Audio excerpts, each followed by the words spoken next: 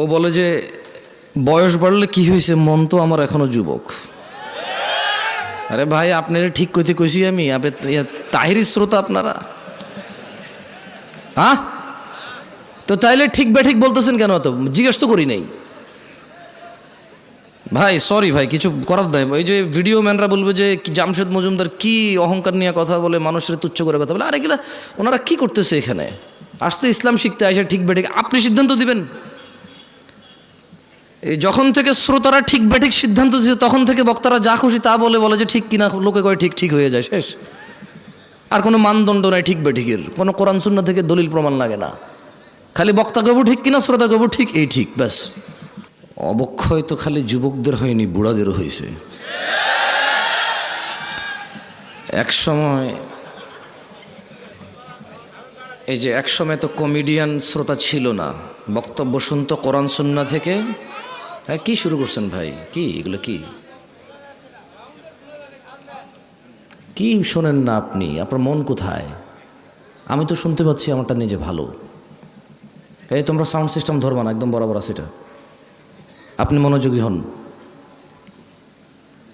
নারায়ে তাকবীর বলতেছে সহি আকীদার লোকজন, আসলে চিল্লাচিল্লি করতেছে, কমেডি করতেছে, হাসতেছে। What is this?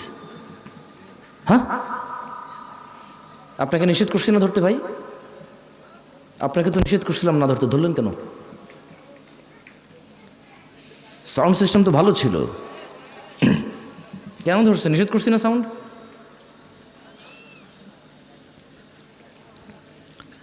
কি মানে হুজুররা এসা বলে ওয়ামাই ইউশরিক বিল্লাহ ফাকাদ দাল্লা দালালাম বাঈদা, যে শিরিক করলো সেই পথভ্রষ্ট হইল, শিরিক ছাড়া সব গুনাহ আল্লাহ মাফ করে দেবে, এই জন্য যাতা শুরু করে দিয়েছেন নাকি? অবাক কাণ্ড। চেরাগের নিচে অন্ধকার। আজকে এই বক্তব্যে, যেহেতু গত 2-1 বছর বক্তব্য দেই না বললেই চলে, তো এইখানে উপস্থিত হয়ে বুঝলাম যে চেরাগের নিচে আলো, এটার বাস্তব প্রমাণ। তামাশা করতেছেন আপনারা, হাসতেছেন, হুই হাই, লা হাওলা ওয়ালা কুওয়াতা ইল্লা বিল্লাহ। ইত্তাকু রাব্বাকুম ইয়া নাস, আল্লাহকে ভয় করেন হাক্কা তুকাতিহ, যেভাবে ভয় করা উচিত, হাক্কা তুকাতিহ। এই তোমরা সাউন্ড সিস্টেমটা ধরতে আমি না করছিলাম তোমাদেরকে, আগে যেরকম ছিল শুরুতে ওই সেটিংয়ে নিয়ে যাও। আমি উঠছি যখন, যেই সেটিংটা ছিল ওইখানে নিয়ে যাও। বিরক্ত লাগছে এখন, এটা কানের মধ্যে এসে লাগতেছে। আর শ্রোতারও দোষ নাই। কি হাসির কি হয়েছে এখানে? কি হাসি মানে কি? হাসতেছেন কেন আপনি? বুঝতেছি না তো। আপনারা বললেন সাউন্ড বাড়াইতে, উনি সাউন্ড বাড়াইছে, এখন সেটা কুঁ কাঁ করে খালি এটা। বিসমিল্লাহ, ঠিক আছে ঠিক আছে, বিসমিল্লাহ। তো যুবকের অবক্ষয় নিয়ে কি কথা বলবো? সবাই এখানে বিগড়ায় আছে, নিজ নিজ মনোকামনায়, নিজ নিজ পছন্দ অনুযায়ী। যে তারপরও যুবকদেরকে নিয়েই বলি, কারণ 50 বছরের পুরুষও নিজের যুবক মনে করেই পরকিয়া করে, বুড়া মনে করে না। ও বলে যে বয়স বাড়লে কি হয়েছে, মন তো আমার এখনো যুবক। আরে ভাই, আপনারা ঠিক কইতে কইছি আমি? তাহিরি শ্রোতা আপনারা, হ্যাঁ? তো তাইলে ঠিক বেঠিক বলতেছেন কেন? তো জিজ্ঞেস তো করি নাই ভাই। সরি ভাই, কিছু করার দেয়। ওই যে ভিডিও ম্যানরা বলবে যে জামশেদ মজুমদার কি অহংকার নিয়ে কথা বলে, মানুষের তুচ্ছ করে কথা বলে। আরে এগুলা ওনারা কি করতেছে এখানে? আসতে ইসলাম শিখতে আসে, ঠিক বেঠিক আপনি সিদ্ধান্ত দিবেন। এই যখন থেকে শ্রোতারা ঠিক বেঠিক সিদ্ধান্ত দিচ্ছে, তখন থেকে বক্তারা যা খুশি তা বলে যে ঠিক কিনা, লোকে কয় ঠিক ঠিক হয়ে যায়, শেষ। আর কোনো মানদণ্ড নাই ঠিক বেঠিকের, কোনো কোরআন সুন্নাহ থেকে দলিল প্রমাণ লাগে না। খালি বক্তা কবু ঠিক কিনা, শ্রোতা কবু ঠিক, এই ঠিক, ব্যাস। কতক্ষণ বললে নেশার বিষয় বলে শেষ করা সম্ভব?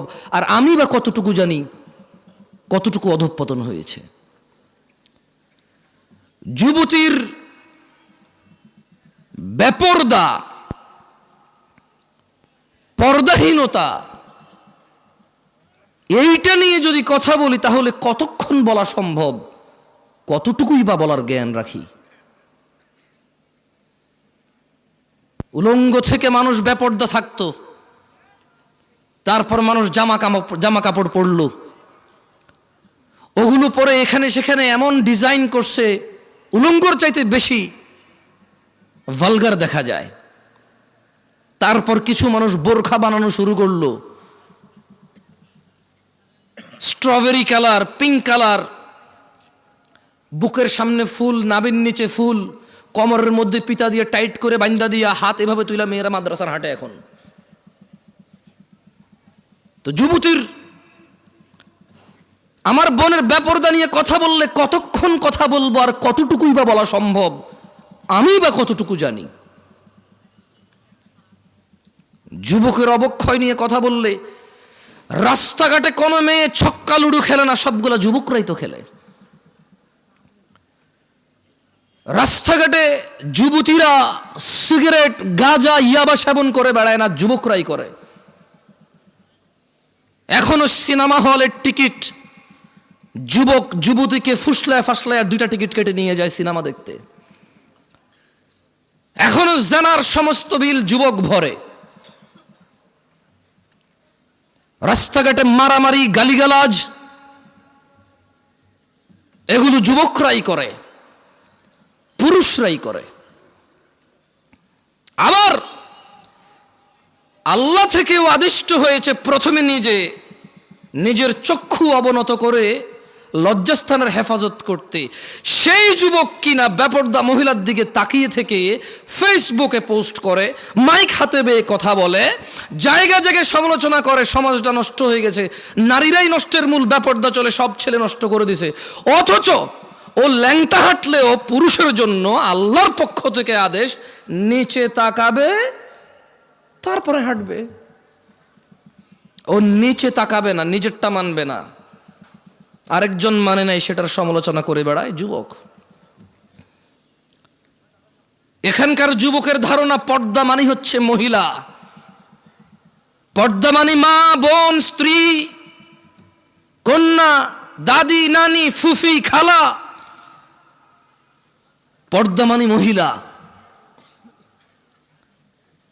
যখন তারা পর্দাকে এভাবে খ্রিস্টানদের মতো, ইহুদি নাসারাদের মতো যখন পরিবর্তন করতে শুরু করলো পর্দার মিনিং, তখন আল্লাহর আযাব এদের উপরে চলে আসছে।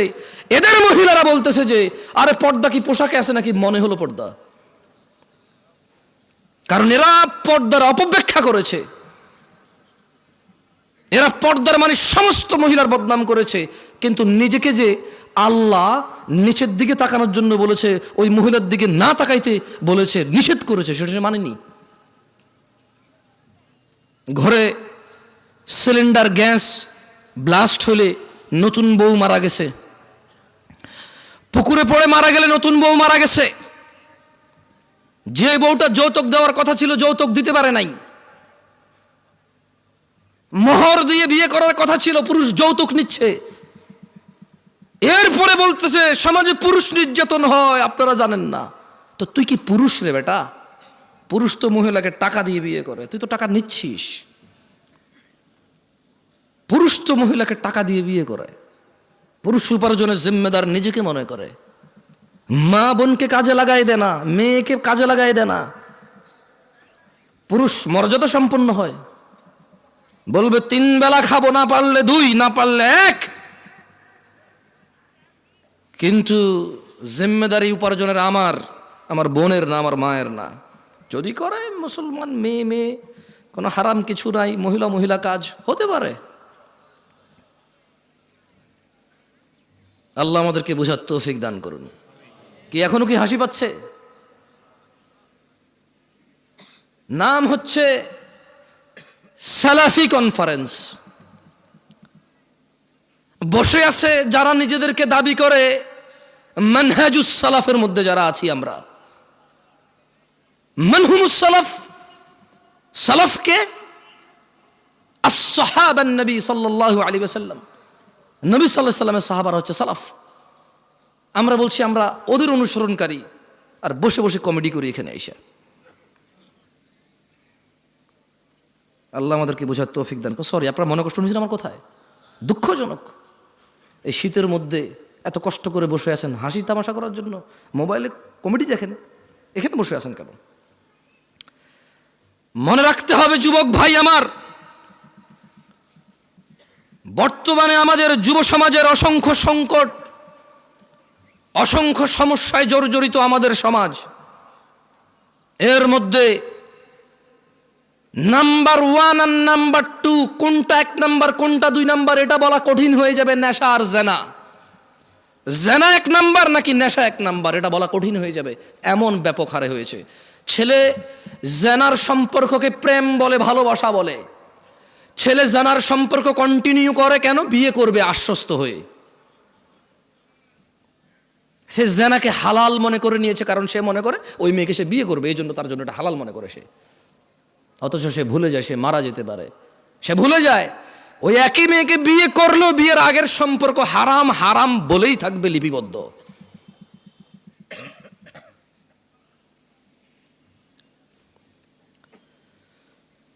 যুব সমাজ মাদকের মরণ নেশায় মেতে উঠেছে। বর্তমান সময়ে অধিকাংশ যুবক মাদকে আক্রান্ত, ধ্বংসের অবলীলায় নিপতিত হতে দেখা যায়। বিভিন্ন ধরনের মাদকের সয়লাভ যুবকদের মধ্যে ছড়িয়ে পড়াতে তারা কোনো না কোনো উপায়ে নেশাগ্রস্ত হয়ে পড়েছে। যারা নেশা করে তারা অধিকাংশই জানে নেশা কোনো রকম উপকারী বা ভালো কাজ নয়, এবং তা মানুষের জীবনাশক্তি বিনষ্টকারী। এইসব জেনে শুনেও যুবক মাদকাসক্ত নেশার অন্ধকার জগতের মধ্যে থাকতে চায়। ও থাকতে চায় নেশায় বিভোর হয়ে, উদাসীনতায় মেতে থাকতে চায়, এটা জেনেও যে নেশা ওকে ধ্বংসের সর্ব উচ্চ পর্যায়ে নিয়ে যাবে, ধ্বংসের সর্বশেষ পর্যায়ে নিয়ে যাবে, এটা ও জানে, তারপরও সে মেতে থাকতে চায় নেশায়। মাদকাসক্ত তরুণ প্রজন্ম ধর্ম কর্ম সব কিছু বিসর্জন দিয়ে হতাশাকে, স্যাডনেসকে, সরৌনেসকে আপন করে নিতে চায়, সঙ্গী করে নিতে চায়। জীবনের চলার পথ থেকে বিভ্রান্ত হয়ে পড়েছে এবং বিবেক বুদ্ধি হারিয়ে সামাজিকতা থেকে দূরে সরে যেতে চায় যুবক, নেশায় আসক্ত হয়ে, নেশাকে আপন করে নিয়ে। অথচ মুসলমানের সন্তান জুমা পড়ে, খুতবা শোনে, ওয়াজে আসে, মক্তবে পড়েছে, মাদ্রাসায় পড়েছে, ওর পরিবারের কেউ না কেউ মাদ্রাসায় পড়েছে, ও ওয়াজ শুনে ইউটিউবে, তারপরেও সে ইসলামের বিধিবিধান সম্পর্কে গাফেল ও বেপরোয়া। অথচ ইসলাম মানুষকে নেশা গ্রহণ, মাদক সেবন হতে সম্পূর্ণ নিষেধ করে। মানুষকে ধ্বংস ও করুণ পরিণতি হতে রক্ষা করার জন্য ইসলামী অনুশাসন মেনে চলার কোনো বিকল্প নেই যুবক ভাইয়েরা। তাই আমাদের জানতে হবে ইসলাম মাদক সম্পর্কে কি কি দিক নির্দেশনা দিয়েছে। কি ঠিক কিনা বলতেছেন না যে কি খারাপ লাগতেছে? তা 2-3 বার জিজ্ঞেস করে নি, বলেন, তাহলে ঠান্ডা হয়ে যাবেন। বলবেন যে এত কষ্ট করে ওনার লাগে বসে আছি, উনি একটাবারও ঠিক কিনা গুলো না, ঠিক বলতে পারলাম না। আজকে তো ওয়াজে যে ঠিক হয়েছে স্বীকৃতি দিতে পারলাম না, সার্টিফিকেট দিতে পারলাম না, ঠিক কিনা? ভালো হয়েছে, ঠিক আছে, আর ভালো লাগবে না। লা ইলাহা ইল্লাল্লাহ। দই জমান ভাই, মানুষ জমায়েন না, ওয়াজ জমায়েন না, ওয়াজরে জমতে দিয়ে না, জমে গেলে তো বসে যাবে, শেষ। আমি চাই ওয়াজ না জমুক, ওয়াল্লাহ আমি চাই শ্রোতা না জমুক, ওয়াজ না জমুক। আমি চাই আল্লাহর এই পৃথিবীতে কত নবী রাসূল প্রেরণ করেছে যাদের উম্মত খুবই অল্প সংখ্যক, কিন্তু তারা অসফল নয়। অ্যাজ এ নবী এবং অ্যাজ এ রাসূল আলাইহিমুসসালাম আজমাইন, তারা অসফল নয়। আমি জামশেদ মজুমদার কখন এটা বিশ্বাস করি না, এত বড় প্যান্ডেলে এত মানুষ থাকলেই কল্যাণ। আমি বিশ্বাস করি man to man, eye to eye. একজনের সামনে বসে আছি, কথা বলতেছি, ও কানেক্ট হয়েছে, ও বুঝতেছে আমি কি বলছি, ও মেনে নেওয়ার পক্ষে উদ্বুদ্ধ হয়েছে এবং চেষ্টা করতেছে মেনে নেওয়ার জন্য। আমার কাছে এইরকম এত পরিমাণ শ্রোতার চাইতে ওই একজন অনেক বেশি মূল্যবান, যে নিজেকে সংশোধন করার জন্য শুনে। যে সংস্কৃতি মাহফিল একটা বাৎসরিক সংস্কৃতি আদায় করতে আসে না, যে দিন শিখতে আসে, সে আমার কাছে বেশি মূল্যবান। যাই হোক, ইসলাম মাদক সম্পর্কে আমাদের যে দিক নির্দেশনা দেয় তার সম্পর্কে জানা অত্যন্ত জরুরি। আপনার কি মাইকটা কি আবার চেঞ্জ করছেন সাউন্ড?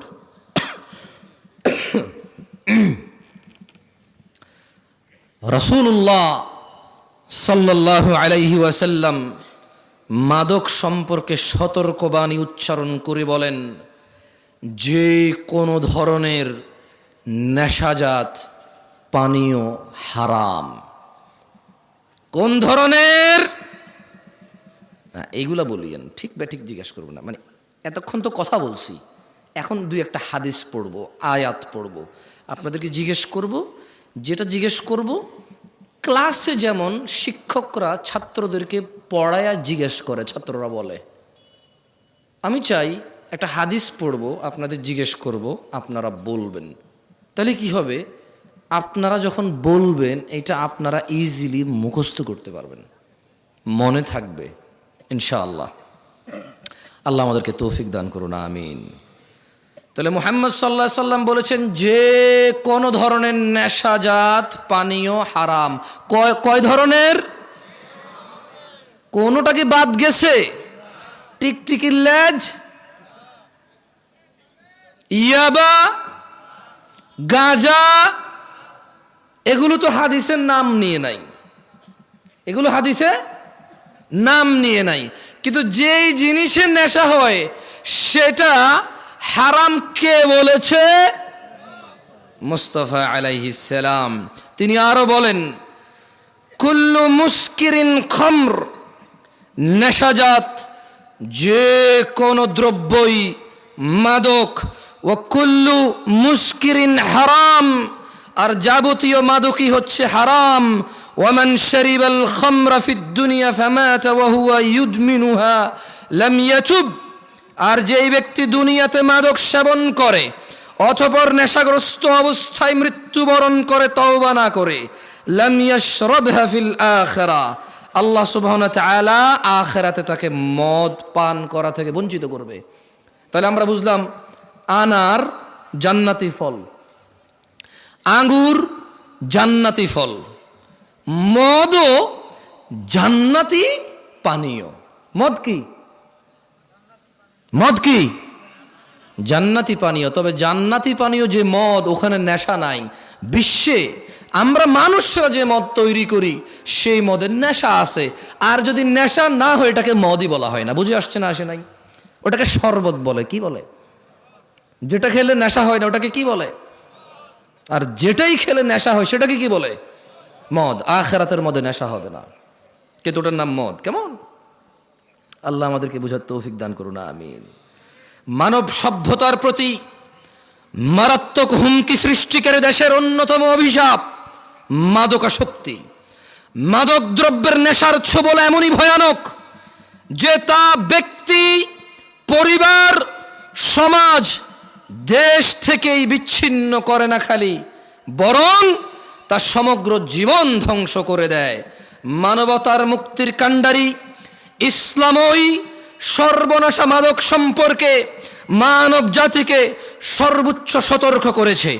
মানুষ যাতে মাদক থেকে দূরে থাকে তার জন্য মাদক সেবনে এই নেশাগ্রস্ত ব্যক্তির জন্য ইসলাম শাস্তির ব্যবস্থা করেছেন, ঘোষণা করেছেন, যাতে মানুষ আল্লাহকে পরোয়া করে, যাতে মানুষ জান্নাতকামীরা, জান্নাতের মনোবাসনা যাদের ভিতরে আছে, যারা জাহান্নাম থেকে বাঁচতে চায়, যারা রক্ত পুজ খেতে চায় না, যাদের ইচ্ছা নেই মাথার উপরে আল্লাহ গরম পানি ঢেলে দেবে আর টকবক টকবক করে এটা উতরাবে, যাদের এমন ইচ্ছে নেই জাক্কুম ফল খাওয়ার, জাক্কুম কাটা খাওয়ার, যাদের এমন ইচ্ছে নেই হুতমাতে যাওয়ার, ওয়াইলে যাওয়ার, আগুনে প্রবেশ করার, ইসলাম তাদের জন্য ওয়ার্নিং দিয়েছে মদের বিষয়। কি বলেছে? কোরআনুল কারীমে আল্লাহ বলেছে, ইয়া আইয়ুহাল্লাযীনা আমানু, ও মুমিনগণ। তাহলে কি সবাইরে বলছে? সবাইরে বলছে। কারে বলছে? কারে বলছে? অমুসলিমদেরকে বলে নাই?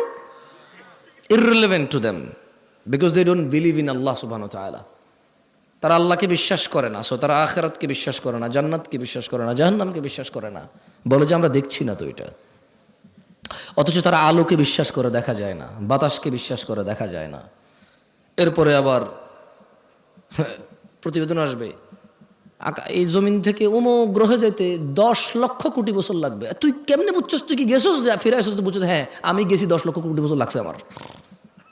হ্যাঁ, তারা এগুলো বিশ্বাস করে। অবশ্য আমি বলছি না যে ভুল, তবে আমি সঠিকও বলতে পারবো না, কারণ কোনো একটা জিনিসের দূরত্ব বলার জন্য জরুরি হচ্ছে আমি ওই দূরত্বটা বুঝবো, গতিটা বুঝবো, ক্যালকুলেশন করবো যে হ্যাঁ এতদিন পরে যায় পৌঁছাবে। এখন একটা জিনিস 10 লক্ষ কোটি বছর দূরে, আমি কেমনে বুঝছি এটা 10 লক্ষ কোটি বছর?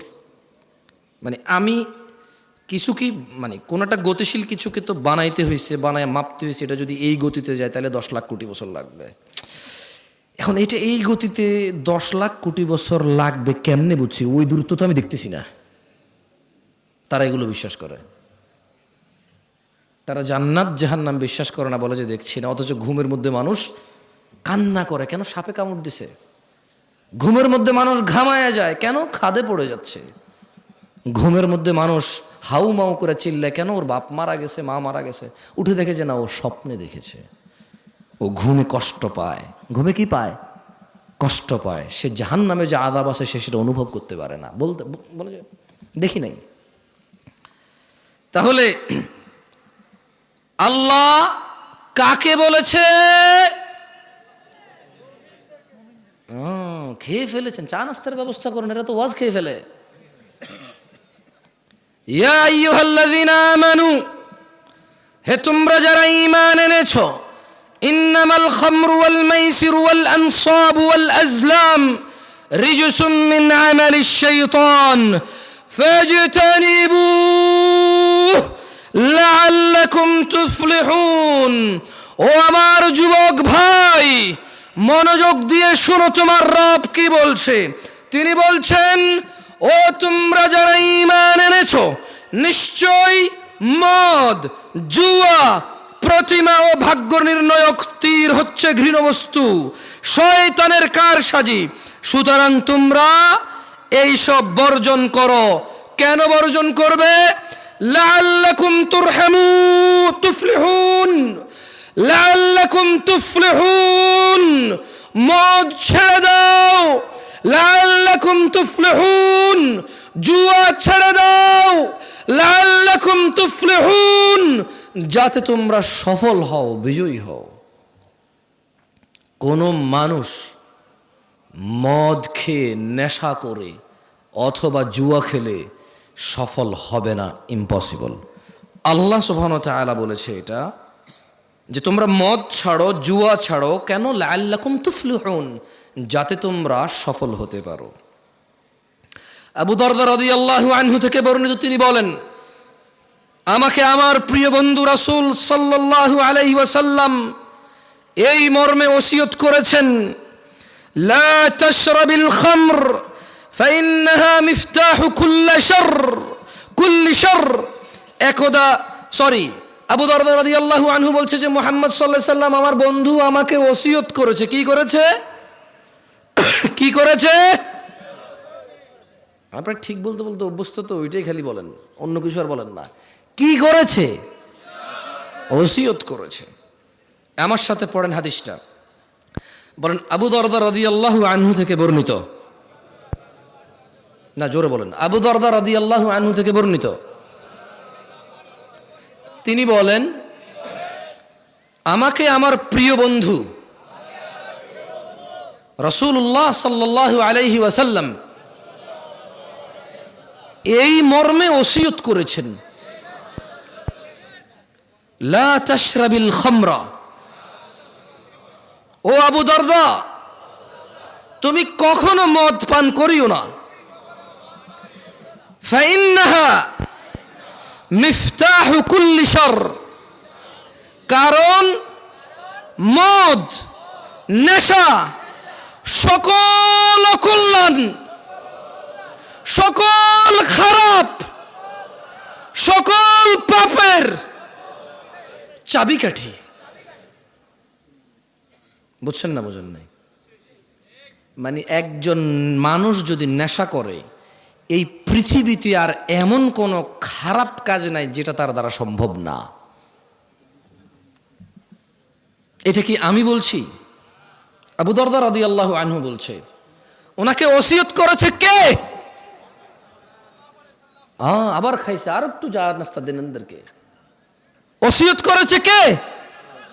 মুস্তাফা আলাইহিস সালাম। ওসিয়ত করেছে কে? রাহমাতাল লিল আলামিন। কে? ইমামুল আম্বিয়া। কে? ইমামুল মুরসালিন। কে? খাতামান নবিয়্যিন। কে? ওসিয়ত করেছে যে ও আবু দারদা তুমি নেশা করিও না, তুমি যদি নেশা করো তাহলে এটা সকল পাপের, সকল অকল্যাণ, সকল অঘটনের চাবিকাঠি হচ্ছে এই নেশা। তাইলে ছোট্ট একটা গল্প বলি বনি ইসরাইলের। কেমন? আল্লাহ নবী সাল্লাল্লাহু আলাইহি ওয়াসাল্লামও বলেছে যে তোমরা বনি ইসরাইলের গল্প বলো, তবে মিথ্যা বলিও না। কি বলিও না? মানে বানায় বানায় বলিও না। তাহলে আমি কি ছোট্ট একটা বনি ইসরাইলের গল্প বলবো? আপনাদের কষ্ট হয়ে যাচ্ছে, আমি বক্তব্য ছেড়ে দেবো ইনশাল্লাহ 2-1 মিনিটের মধ্যে। আপনি না গেলেই বলি, আর কত মানুষ কষ্ট পাইতেছে, আপনি চালান। আমি পারবো না এত বেশি চালাইতে, বেশি চালাইলে ব্রেক ধরবে না, পরে ডাইরেক্ট 120 গতিতে মারলে 30-40টা পিছিয়ে এসে মেরে দিবে গাড়ি। একদা বনি ইসরাইলের জৈনিক রাষ্ট্রপতি